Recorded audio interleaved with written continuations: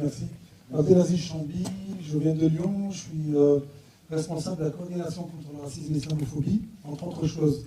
Mais je milite depuis les années 75-76, depuis 79 dans la mouvance musulmane engagée, qui a été mise en échec par le pouvoir politique, qui a refusé de voir des gens à l'image de la JOC ou de la GEC s'engager dans la question sociale, dans la vie sociale. Donc on a été renvoyés à nos foyers, à nos mosquées, entre guillemets, alors que nous, on n'a pas créé de mosquée. À Lyon, par exemple, on a créé une librairie, une bibliothèque, on a fait des cours de soutien scolaire, on a fait un travail en partenariat avec les syndicats, etc. On s'est engagé en tant que musulmans dans la question sociale. C'était nouveau. Et ça reste encore nouveau, malheureusement, j'ai l'impression que c'est une régression. C'est-à-dire, 30 ans après, exactement de la même façon que Mitterrand a promis le droit de vote à nos parents, Hollande refait la même chose. Et nous, le combat qu'on a mené il y a 30 ans, on est en train de voir aussi une régression à ce niveau-là. C'est-à-dire qu'aujourd'hui, on nous renvoie à notre communauté d'appartenance ou d'assignation communautaire. Les Noirs avec les Noirs, les musulmans avec les musulmans, les Arabes avec les Noirs. Et ça, pour moi, c'est une régression sur le plan politique. Donc moi, ce que je voulais dire, en préambule, j'ai oublié, c'est que la campagne électorale pour les élections de 2017 a commencé. Hein. Pour ceux qui ne l'auraient pas compris, on est en plein dedans. Mais je dis, ne soyons pas dupes. Ne soyons pas dupes. Et le chantage au Front National, moi, j'y prends plus avec moi. En tout cas, moi et tous ceux qui sont comme moi, qui ont vécu la discrimination, la politique d'apartheid dont a parlé Manuel Valls. D'ailleurs, j'aurais préféré que quelques associations engagées déposent plainte contre Manuel Valls. Le mec, il vient publiquement devant le monde entier, il dit on a mené une politique d'apartheid. L'apartheid, c'est une politique raciste de discrimination. Pourquoi on ne le traîne pas au tribunal, ce mec? Vous êtes prêts là? Pourquoi on ne le traîne pas au tribunal? Faisons-le! Traînons-le au tribunal, il nous a fait vivre 30 ans de ghetto, 30 ans d'apartheid. Eh bien, personne ne réagit. Donc moi, ce que je voulais dire aussi aujourd'hui, c'est remercier les gens qui sont à l'initiative de ce rassemblement intergénérationnel. Moi, je fais partie de cette génération, je ne veux pas faire l'ancien combattant, mais pour dire qu'il faut que les jeunes tirent des leçons. Sinon, ce matin, j'ai entendu des trucs, j'ai l'impression d'être 30 ans en arrière avec Mohamed Kaki qui doit être dans les parages. On s'est regardé, on dit, oh, on a fait marche arrière ou quoi là? On en est encore aux trucs socioculturels, les ateliers démos, les tournois de foot, les je sais pas quoi. Le PS, il nous l'a joué à l'envers. En 83, il s'est accaparé la première expression politique des banlieues, dont j'étais un des acteurs à l'époque. Il a pris le politique et nous a donné l'associatif. Il a dit allez faire vos petits tournois, vos petits ateliers démos, vos centres sociaux. Et aujourd'hui, les mecs de ma génération, ils sont députés européens, ils sont à l'Assemblée nationale, au Sénat. Ça s'appelle du foutage de gueule. Et moi, je dis à la jeune génération, ne vous faites pas avoir comme nous. Ne vous faites pas avoir. Aujourd'hui, on ne doit pas être le camion poubelle de la société en ce qui concerne l'échec scolaire, en ce qui concerne l'habitat, en ce qui concerne la santé. Ce sont des missions de service public que l'État doit assumer. Je ne vois pas au nom de quoi, moi, je vais faire 8 heures de boulot et je vais venir délaisser ma famille et aller m'occuper des petits gamins du quartier parce que leur école, elle ne se donne pas les moyens, l'éducation nationale ne donne pas les moyens pour qu'ils réussissent leur scolarité. Mais on marche sur la tête. Et ça, c'est encore aujourd'hui. On réduit le rôle politique des citoyens des quartiers à du folklore. C'était la folklorisation, c'était le thé à la menthe et le couscous des années 80.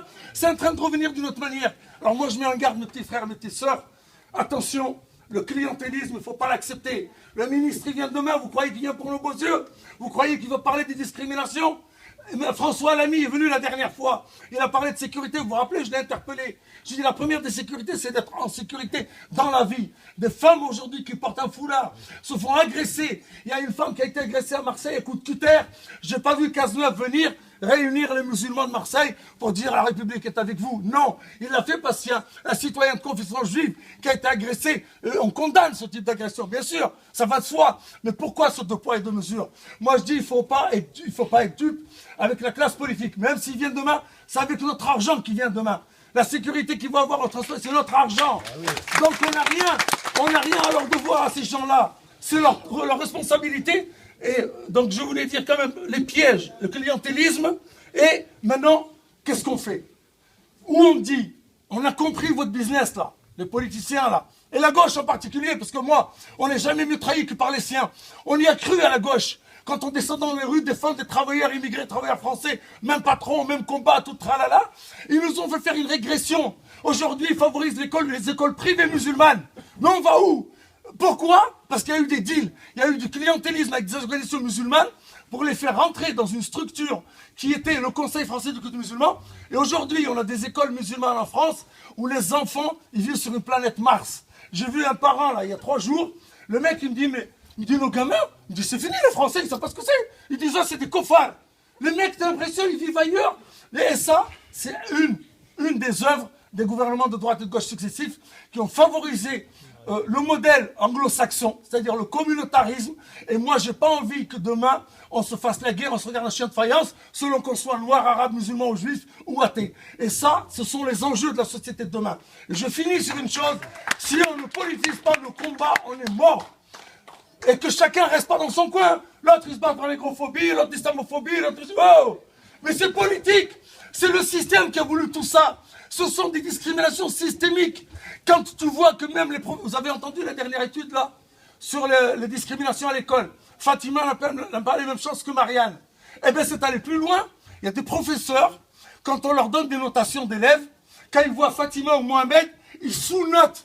Inconsciemment, ils sous-notent les élèves. Ça veut dire quoi, ça? Ça veut dire que le mal est profond, non? C'est des profs, hein, c'est pas des fachos. Les profs, en général, on dit c'est le PS, la gauche, tralali. Sinon, ils en sont là, imaginez les autres. Mais on les marche sur la tête. Donc, ça, je finis là-dessus, excusez-moi. Aujourd'hui, si on veut que les choses changent, il faut qu'effectivement on devienne une force de frappe politique. Mon combat à l'islamophobie, j'ai pas envie de le mener, moi. On m'a fait régresser. Moi, j'étais à Lutte ouvrière, j'étais au MRAP dans les années 70, j'étais à la Ligue des droits de l'homme, j'étais à Diversité, j'étais au MIB. Et aujourd'hui, je me retrouve au CRI, coordination contre le racisme et l'islamophobie, pour faire quoi? Pour lutter pour le hijab, j'en ai rien à foutre, moi. Mais pourtant, c'est ça à quoi m'obliger. Pourquoi? Parce que ni la LDH, ni le MRAP, ni SOS Racisme, ni Amnesty International n'ont voulu traiter de ce problème-là. Et ils ont laissé jeter en pâture sécuritaire la population musulmane, au point que même là, ils en prennent plein la gueule. Voilà des délégués syndicaux. Je leur souhaite qu'ils n'aillent pas en prison, les copains de Goudière. Mais n'empêche qu'aujourd'hui, ce sont des délégués syndicaux, des militants de la classe ouvrière qui prennent des coups dans la gueule. Ce sont des gens de la COP 21 qui sont assignés à résidence parce qu'ils ont fermé leur gueule quand on s'est attaqué aux musulmans, quand on a fracassé des femmes voilées, quand on a enlevé...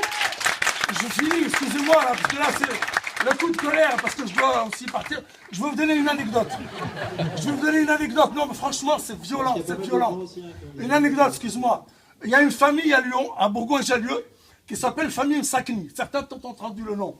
C'est une famille qui devait partir en Tunisie.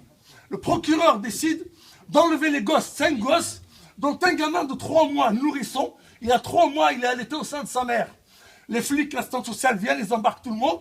La maman, elle avait une poussée de lait, elle prend son lait, elle met dans des bouteilles, elle va au commissariat, monsieur, s'il vous plaît, est-ce que je peux donner le lait à mon bébé? Allez, dégage, on lui donnera du lait en poudre. Ça, en France, en 2015, même à la SPA, tu ne le vois pas. Quand on amène des chiots avec leur mère à la SPA, on ne les sépare pas de leur lait maternel. Et aujourd'hui, on a fait une musulmane.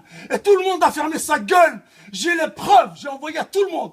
Amnesty, Ligue des droits de l'homme, le MRAP, SOS, machin, tout le monde. Même les musulmans, ils ont rasé les murs. Pourquoi? Parce que c'était après Charlie et qu'il fallait raser les murs. Et aujourd'hui, on continue à raser les murs. Mais sauf qu'à force de raser les murs, on va aller 6 pieds sous terre. Et je n'ai pas entendu d'organisation ni d'hommes politiques venir dire que c'est inadmissible que cette maman soit privée de son bébé. On s'est bagarré, on a mené un combat tout seul. La coordination contre le racisme et l'islamophobie. Parce que nous, on dit c'est le système qui fait ça, donc c'est le système qu'il faut attaquer. Qu'est-ce que ça m'a valu? On a ramené les gamins, Dieu merci. La maman, on a séché ses larmes, on a trouvé de la joie. Moi, j'en ai pleuré. Quand j'ai vu les retrouvailles au Conseil Général, à la maison du département, j'en ai pleuré. Et qu'est-ce qu'on me fait? On me colle une fiche S et on me colle une plainte du Conseil Général de l'Isère. Tout ça, pourquoi? Parce que j'ai défendu une mère de famille et un bébé de 3 mois. Et où sont les défenseurs des droits de l'homme? Et elles sont où la classe politique? Donc moi, demain, le ministre, quand il vient, si on ne lui parle pas de ces réalités-là, moi je dis, il n'a rien à faire, il va venir le jouer à l'envers. Voilà, excusez-moi. Merci.